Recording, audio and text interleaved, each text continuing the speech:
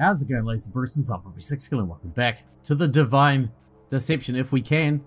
I say we just jump back in here because, it's got a lock, a silver one. Man, we can't go any further.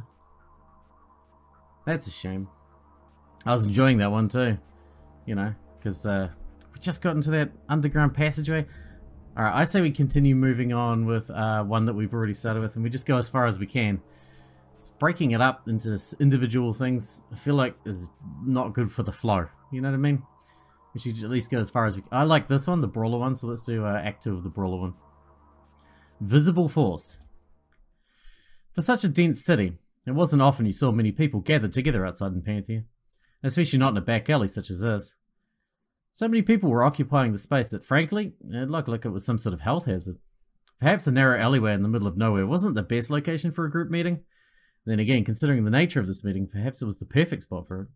Either way, something told me that Yi wasn't exactly thinking about special accommodations when choosing this spot. That, or he hadn't realised how many people would be showing up. Maybe he just thought it'd be a much smaller group. Lord knows I did. It's pretty amazing, huh?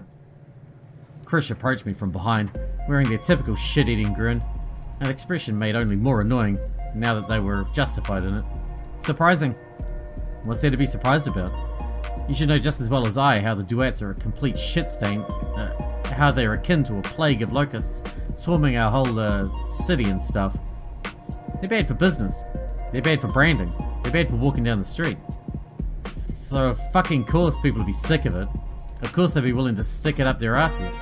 That's what they want. The people, of course, not the duets. The duets want it. If the duets want it, it would sort of defeat the whole point, you know? Yeah, you got me. So yeah, it's completely expected that people hate the duets. That's not what I mean. Huh? Oh, I see. You're thinking, sure, people might not like the duets, but that's true about a lot of things.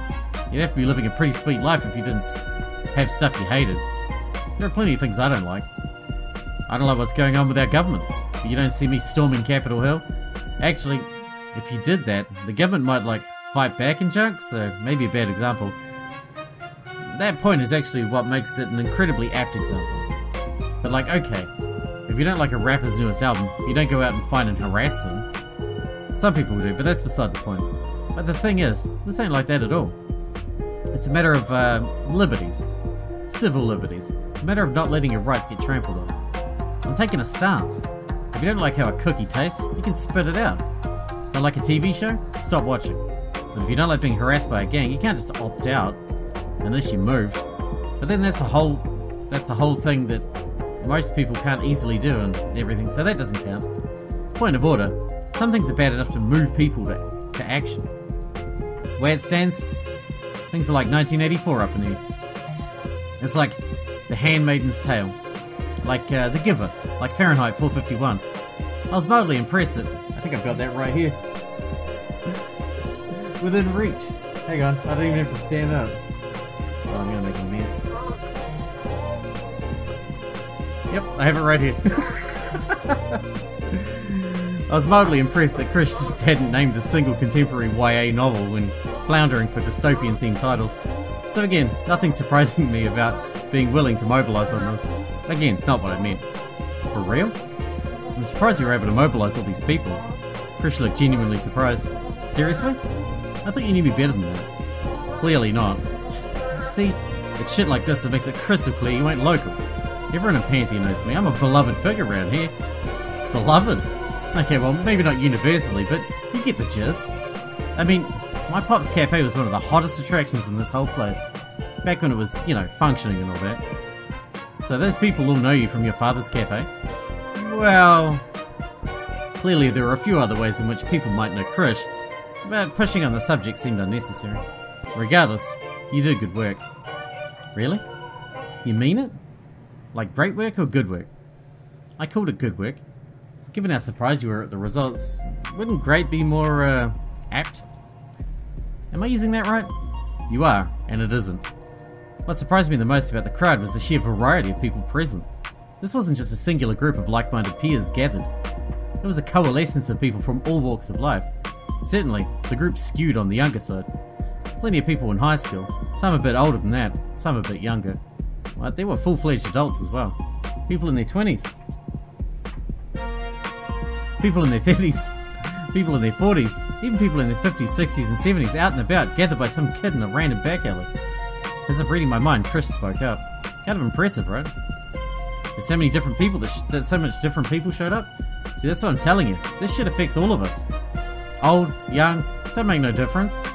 Whether it's your father or your son being run out of business or being fleeced by loan sharks or whatever, still affects you the same. Still drives you to fight. That's why our little crusade is gathered all types.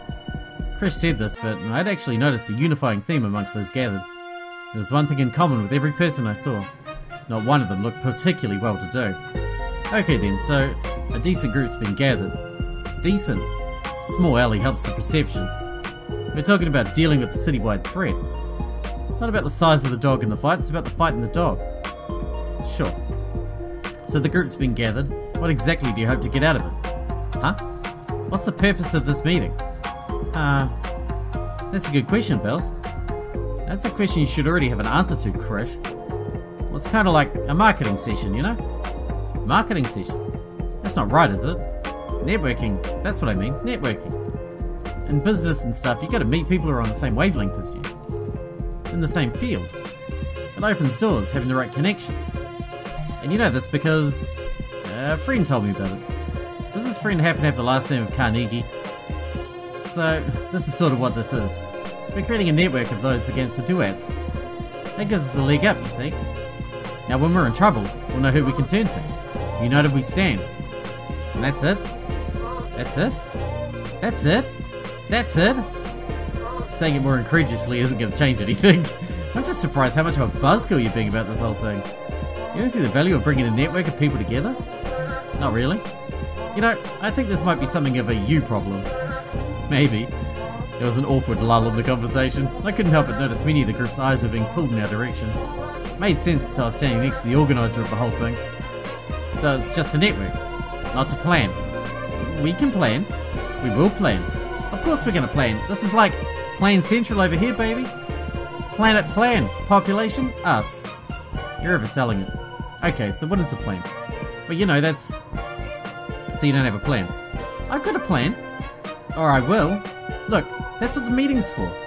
It's a planning meeting, you know? A meeting to plan shit. You think I was gonna plan the whole revolution? Sort of what you made it sound like, buddy.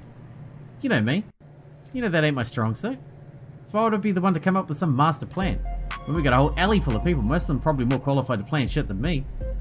A surprisingly valid point coming from Krish. That's right, I accept my weakness. Little thing called humbleability? Maybe look it up next time you open a dictionary, Kay. I'm pretty sure you won't find humbleability in the dictionary. Okay. And hey, actually, we already do have something of a plan. Then why didn't you lead with that? It's all right here. Krish held up the binder that they'd been clutching in their right hand. We can discuss how to use this pretty little thing. What's that? This, my compatriot, is a nuclear missile. It's a weapon silo, a loaded gun. Krish really need to work on cutting to the point. See, the duets don't like leaving a lot of evidence of all their crime shit, because they're criminals and all. I follow the concept. Right, so not a lot of traces. And actually sending their men to prison is an issue for a whole host of reasons. Corruption, witness intimidation, pawns willing to take the fall, blah blah blah. So mounting a front against them on the whole evidentiary side of things always seemed like a kind of tricky task, you know? But I think that line of thinking is total bullshit. Just because it's hard to get evidence on their men, and just because there ain't a clear use for the evidence, doesn't mean jack. Hard to get doesn't mean impossible, and no clear use doesn't mean no use. On a technical level, they went wrong. So see, when I was gathering everyone up, I asked them to try and take whatever evidence they had against the duets and bring it. I wasn't expecting much, since it's not like anybody here has been digging into their shit. But when you're terrorized day in and day out, you're bound to take some souvenirs. Picture here, screenshot there, a discarded bullet shell or two. Hey, hold up. That last thing seemed a bit more extreme than the first two examples. And guess what? As usual, the group pulls through. We got a lot of pretty good shit collected here. Enough to, I don't know, do something? You didn't think of the next step? You didn't think the next step through? Like I said, this shit's all about planning. Maybe we could try, I don't know, like an online campaign or something? Maybe present it to a private eye. Heard from a buddy that there's a new chick in town. Maybe she'll help somehow. Maybe we try the police, you know, hope and pray. Point is, we could do something with all this. Maybe. Good to see you got this all figured out. Hey, you're giving me a lot of shit for someone who's not doing much of anything yourself. To that I merely shrugged. That raised a decent point. You know what? There's one more thing working in our favour. What? What do you think? Remember what started this whole thing? We got Mr. Yi on our side. That's definitely going to give us an edge. After that last one, I'm not so sure about that. I mean, like you said, he's actually a duet. He's on the inside. He's like an inside man. He's at the top, baby. He's at the top and he's all about the killing and shit. But apparently. So if there's anyone who would know about how to take down the duets, it'd be him. Now that we got someone who, like, knows their weak spot and shit, I think it'd be super tactical. Insider knowledge, I'll never know what hit him. Actually, fuck that, I want to make him know what hit him. We'll figure out the details later. But you get my point, right? I do. On paper it was a solid idea. If we really did have a member of the duets of decent standing on our side, taking them down would certainly become a lot easier. Having just a single point of contact on the inside of a gang like this really made a world of difference. Which is why I had concerns. Krish, are you sure about Mr. Yi? Oh, he's definitely a member of the duets. I've seen him with some of the regulars. He's been with them for a while. That's not... I took a deep sigh. It sounded like he's decently high standing with the duets. To me, that doesn't make a lot of sense why he'd flip on them. Yeah, I totally agree. It's pretty weird, huh? Well, lucky us. Krish, I'm asking if we could trust him. Can we trust him? Come on, you gotta know the answer to that. I suspected I did. Look, I've known Yi for like a long time. He's completely different from most of those duet assholes. He's been good to me since I was like a kid. Hell, he's lent me cash a load of times. He's solid. And why is he a duet? Chris's expression went blank for a moment. It was as though they could do nothing but blink. Ah, don't worry about it. Why is he a duet, Krish? Pretty sure it was out of necessity or something. He was in some pretty bad legal trouble a while back, I think. The duets helped him out, now he owes them. I forget the details. I'm pretty sure it's not his choice. If you say so, Krish. I guess I'll trust you. What do you mean you guess? So it's worth taking some precautions. Precautions like what? Out of my pocket I started pulling a deep purple switchblade knife. Krish's eyes instantly flashed with recognition. With just a glance they knew what this was, without the blade even having to be protracted. Only kind of precaution worth a shit. I slid out the blade and began spinning it around in my hand. The movements felt natural, like riding a bicycle. It had been many years since I first learned how to use a switchblade. Back then I was clumsy and hesitant. I nicked myself quite a few times. Now flipping it around in my hand was akin to using a stress ball, which is why I felt it so incredibly rude when Krish grabbed the knife from my hand. The hell? That's what I should be asking you. To my surprise, Krish looked legitimately miffed. It had been a while since I last saw this expression on their face. This is a gathering of allies, this is a united front. This is no place to be bringing weapons. By bringing something like this, you're undermining the trust this whole thing is based off of. You're bringing a knife when confronting enemies. A knife among allies is useless. And with this cry, Krish turned around and dramatically flung the switchblade up. It went sailing high into the sky and landed on a nearby balcony overlooking the alleyway. The whole scene had drawn a number of eyes in our direction. On second thought, that might have been an overreaction. You think? For the record, I bring that knife everywhere I go, dumb shit. Oh. Whoops. I'll go get it. Without another word, I moved in the direction of the flung knife. For most people, having it land up high would have been an issue. Not for me. It was a convenient storm drain and it was just in the right spot. I gripped around it and began to scale the wall. It really wasn't hard in the slightest. And just like that, I made my way to the balcony. There you are, my old friend. Just as I made that touching reunion, I heard the sound of footsteps. Well, considering how many people were gathered in this area, that might have not have been too big of a surprise. Now, what was disconcerting about the footsteps was the direction in which they were approaching. Someone was coming from outside the alley. Not just one person, a few. On nothing more than a whim, I decided to stay perched for a few moments longer. And as those figures turned the corner, I instantly felt validated in my decision. In came Yi. Expected, sure, but the expression on his face immediately sent off alarm bells in my head. This wasn't a meeting you should feel happy about attending. It certainly wasn't one where you should flash a grin as soon as you see the scene. Nervousness would probably be the most appropriate expression, or at the very least caution. That alone, however, wasn't enough to warrant suspicion. What really tipped me over the edge was the company Yi had brought along. To his left, a giant of a man lumbered behind him. He was what, 7 feet tall? It certainly felt that way. He had both a grimace and a scar plastered across his face, and it was hard to tell which was more threatening. And he wore a dark grey trench coat with a number of questionable stains across them. To Yi's right, a heavy-set man followed his lead, with much more pep in his step. His outfit was, put simply, garish. He wore a bright yellow overcoat, and a fedora which was 2 sizes too small to fit atop his bald head. In contrast to the giant, this guy's expression matched Yi's. The group seemed to collectively recoil as the three approached. Krish, as usual, didn't share the group's sentiments. "Hey Yi, glad you could make it." "Well, glad I could come here, buddy." "Yeah, I'm just happy you came." "I'm happy to come." "Great. Awesome. Gotta say, it's a little late though." "Oh, a little late or a little early?" Haha, get what I'm saying? Not really. But then again, when do I? Yeah, you got that right. If the surrounding context wasn't screaming otherwise, you'd almost mistake this for an amicable meeting of friends. Alright, well, glad you're here. With this, we can really get this meeting started, yeah? That's what I'm talking about. Krish, you absolute moron. Are you really not going to question the 2 guys he brought with him? I wanted to shout at them, but given my situation, I felt compromising my position might not be ideal. Luckily, there was at least one sensible person amongst the crowd. A white-haired girl ran over to Krish and whispered something to them. A look of understanding crossed Krish's face, and they nodded to the girl. "Right. So Yi, can't believe my manners. Who are the 2 guests you decided to bring here?" "Oh, these 2, don't mind them." "Oh, well. Kinda have to a little bit." "Fair enough. These 2 are just some buddies I thought could be useful to the cause." "So they're friends of yours?" "Exactly." Cool. Except, forgive me if I'm wrong, aren't they duet members?" Acting surprised, Yi looked to his left and right, as though he was examining the men beside him. "Why, I do believe you might be right there, Krish." "Friends from work then?" "Oh, well, okay. Are they also fed up with the duets?" "Well, why don't we ask them? Say, Zauchi, are you getting tired of working for the duets?" The shorter man to Yi's right responded in a similarly glib tone. "You know, I think I am." "Great. If I may ask, what ended up being the tipping point for you? The injustice of it all? How unfairly they treat their members? Dental?" "Dental? Yeah, they don't cover dental work. I mean, what self-respecting organisation can't cover such basics? That's a frickin' outrage, I'm telling you."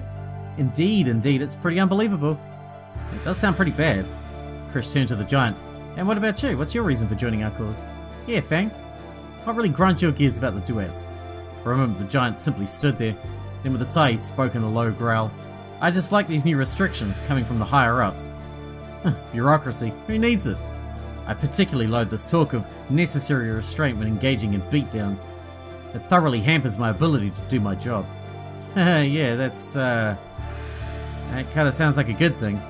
I gotta be honest, I can't say I love your reasons for turning against the duets. Nor do I love yours. Huh? Well, we do need all the help we can get. But like, morally speaking, it is cool to team up with someone like this. Never discourage anyone who continually makes progress, no matter how slow. A little quote from Plato. Surely his presence is a step in the right direction. There's also the argument that the motives and outcomes of actions shouldn't really be factored in when questioning something's morality. It's too ambiguous and subjective. The wise man lets go of all results, whether good or bad, and is focused on the action alone. That quote comes from Bhagavad, who argues on paying attention to what is evident. If Fang helps a good cause, then you should focus on that. Huh. You know, I guess that all makes sense. Alright, welcome to the group, Fang. Man, Krish is an idiot. Fang stayed in his silence. Smartly, many among the gathered group had begun to have doubts about the current arrangements, so they began looking around for possible means of egress. And in that search, they began making their way down the other side of the alley. While the dialogue with Krish had distracted him somewhat, Yi noticed these deserters, and it looked as though he was none too happy with what he was seeing. Solemnly, he put his fingers up to his mouth. Then, with a surprising volume, he let out a high-pitched whistle. At first, all paused for a moment, curious as to what he was doing. The answer to that became painfully obvious as the door further down the alley swung open, and from an innocuous-looking shop, 2 more figures stepped out into the daylight. Damn it, this location? It was a setup from step 1. The 2 figures who walked out were equally threatening to the other intruders. It was a man and a woman, who both looked similar. Siblings, if I had to guess. They both wore a frankly offensive amount of camo gear and denim. Neither of them looked happy to be here. But this time it wasn't their expression which gave off a threatening vibe. It was their weapon. The woman had a metal bat draped over her shoulder, and the man boasted metal knuckles on each of his fists.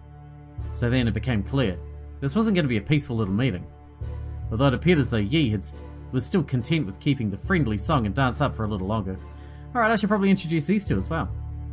Gia? Shia? Say hi. The girl spat on the ground. Yeah, you piece of shit. You gotta stop yanking us around for grunt work. You know how long we were waiting in there? Annoyed, the guy turned to Gia and smacked her on the shoulder. She winced in pain. Can it, numbnuts? That's your superior officer you're talking about. Enraged, Gia turned back around and swung her bat right into Gia's stomach. Idiot. That fucking hurt, you know. Gia coughed. The swing clearly took something out of him. Bitch. You seriously can't handle that little hit on the shoulder? You're wearing fucking iron knuckles. That's... Fuck off. They okay? Oh, them? Pay them no mind, they're always like this. Really? Pretty much. That being the case, I'm surprised one of them hasn't offed the other. It is a real wonder, isn't it? Honestly, I wonder why I keep them around. Well, they're amusing enough. And that counts for a lot. Not unlike you, Krish. Thanks. You're welcome. It wasn't a compliment, Krish. Get your damn head in the game. Luckily, even Krish wasn't blind enough to not see the obvious problem these two posed. Say, Yi. I don't want to sound, you know, accusatory or anything. You do, Krish, you really do. It's accusatory, right? It is. Yes, that's proper. Good, good. So, I don't want to be accusatory or nothing. But I have to ask, why do your friends have weapons? It's a dangerous world, Krish. A lot of dangerous people. Yeah, not wrong. So maybe they just have the stuff to try and make themselves feel safer. You're not going to infringe on their natural right to bear arms, eh? Don't pull a Le Fillet on me, Krish. All I'm saying is this is supposed to be a peaceful meeting. Bringing these sorts of put-ins... bringing those things sorts of puts out bad vibes. It's lowering people's trust. If people don't trust us, why, that is an issue. Trust is the foundation of every healthy relationship. Exactly, exactly. But then, why wouldn't your people trust us? What reason would you have to distrust us? You guys are all members of the Duets. True, true. So then, what would the Duets have against this sort of meeting? Krish, how painfully is this dude going to have to spell it out to you? Well, it's a meeting against the Duets. So to make sense if Duet members would be against it. That makes sense. Behind him, Zouchi began snickering. So then if a Duet member heard about a meeting of people opposed to the Duets, what might they do? Oh, they'd probably come and ambush us or something. Right. Krish had circled around the issue for long enough. After enough time, there was no more benefit of the doubt to be given. So then, everybody, let's start. First things first, you can all get on your knees.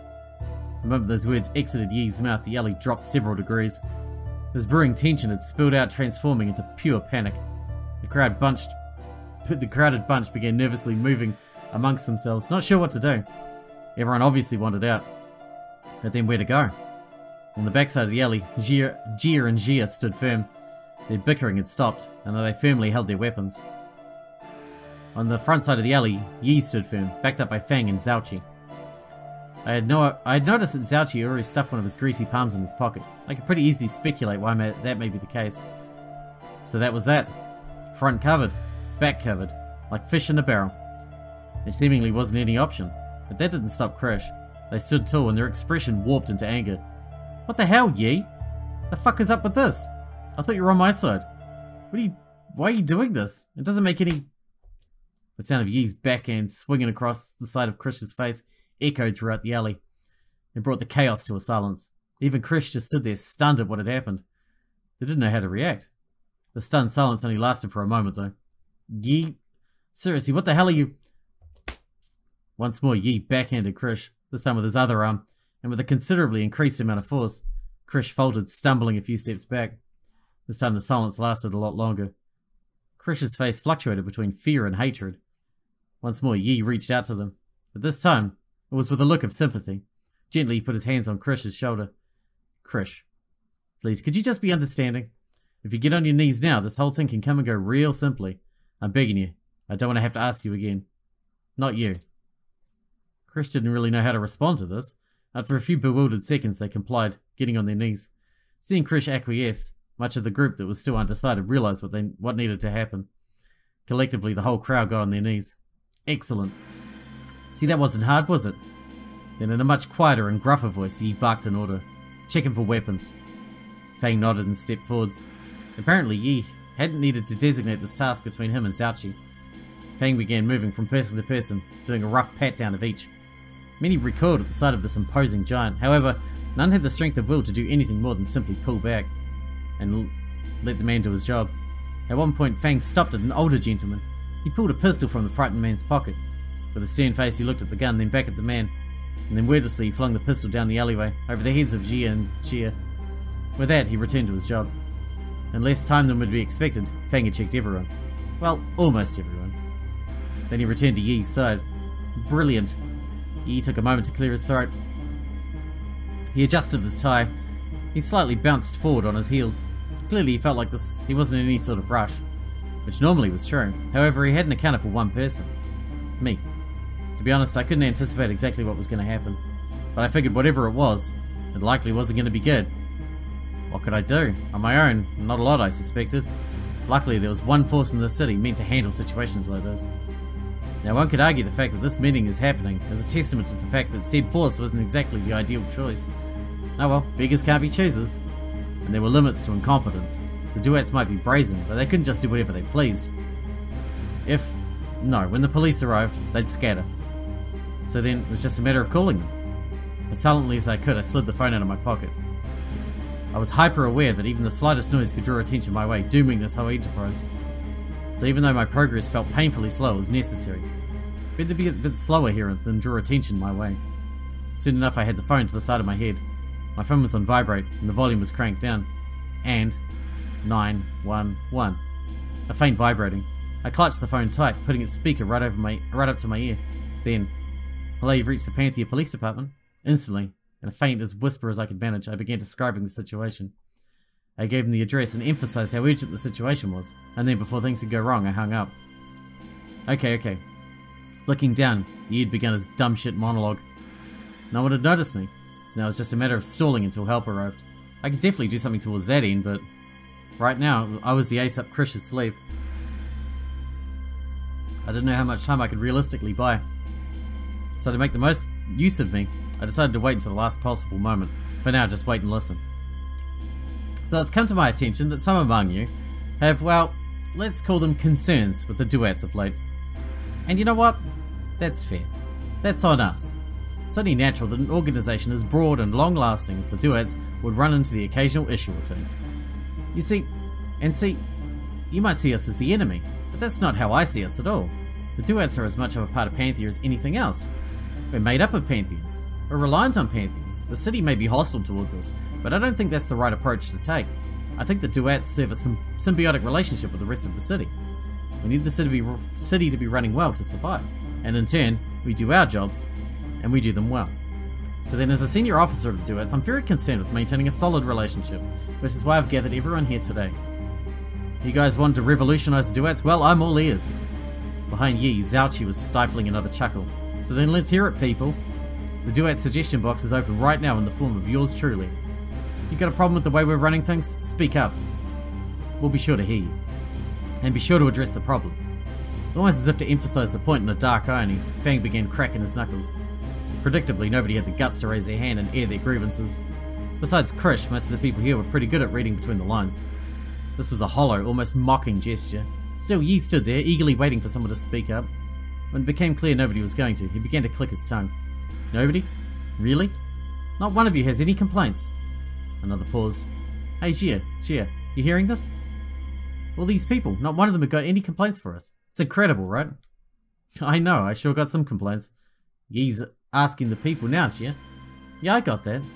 See, even Jia has her grievances. So none of you guys have anything to say. Last chance, standing right in front of you. More silence. Well, that's that, I suppose. Yi clapped his hands, as though a matter had been settled. As though anything had been settled. Boy, so many of you came here to take down the duets, and yet not one of you could vocalize your issues with us. Gotta say, I find that a little peculiar. It's got me scratching my head as to why you're all so incensed against us in the first place. More awkward silence. Well, if none of you can offer any reasons, I can only assume that you guys don't have any legitimate complaints to file. Instead, you're all maliciously teaming up against us for some, well, I don't know, half-hearted grudge, perhaps? Now that doesn't sound very fair. People began to squirm, which brings us to our next order of business. Yi walked over and approached Krish. They couldn't bear to make eye contact with Yi. Yi smiled at Krish and leaned down and yanked a file of evidence from their hand. Let's talk about your plans to take down the duets, huh? Let me guess, you want to try putting us in jail? Makes sense, right? That's what you do with criminals in a just society. Going against the duets like that seems a pretty sensible method, yeah? And surely in this big old file there's plenty of stuff that would lock up duet members. Hell, if someone were to record all this, maybe you could lock me up. Corruption can only get you so far. Blatant crime just can't get far. So then, do you all think this file is meaningful? Before waiting for a response, Yi haphazardly flung the file into a nearby trash can. He then snapped his fingers. Like an automated golem, Fang began moving at Yi's command. He lumbered over to the trash can, took out a lighter and tossed it in. In an instant, flames began to rise out of the can. The group recoiled. All that work, all that evidence. But given the circumstances, perhaps this is the least of their worries. Afraid to say, you couldn't be more wrong. I'm just as aware as the next person that a lot of what was in there had backups. That fire, it's symbolic. It's saying what you should do with that evidence. Because guess what? If you threw me in jail, hell, if you threw all of us here in jail, you wouldn't accomplish jack shit. Because right after that, the next in line would round you all up, just like now. Except that person wouldn't resolve things with just talking. They'd silence you in a permanent manner. He let that sentence linger in the air. He wanted everyone to digest it. This is the big point he was trying to make. Throwing individuals in jail, yeah, that might have worked on the duets in the past. It'd worked with a lot of smaller gangs. But you're too late for that. The duets are too big for that. There isn't some key point you can strike down to collapse everything. There isn't some heart you can stab, a head you can slice off. The duets are a shadowy, massive, all-consuming blob that does whatever the hell it wants, and it's incredibly cruel towards those who get in its way. At this, there was some whooping from Jia and Zauchi. Look, you're all looking at me with scared faces right now, but you should be thanking your lucky stars I'm the one standing in front of you. I'm a sucker amongst the duets. I'm soft. If it was someone else, who's to say? For instance, there's this new up-and-coming senior officer in the duets. Her name's Lara, real uppity bitch. She's really been looking to make a mark in the world, cement her place. And being the sadist that he is, I'm pretty sure Marduk would really appreciate a big group slaughter of those plotting against him. Immediately unrest swept across the captives at his implication. Hey, relax, relax. This is why you should be grateful that I'm standing here. I trust all of you. I believe in your ability to think logically. I'm perfectly sure that you'll all be able to get the message from this little warning meeting I've gathered. Right? Desperate nodding swept across the crowd. Krish, I noticed. Refrain from this. Right. Yi leisurely took a few steps back. You know, I really am sympathetic to your plight. I get frustration at the duets. But there are some certainties in life you simply have to make your peace with and accept. Going against the duets is something that people like you are incapable of.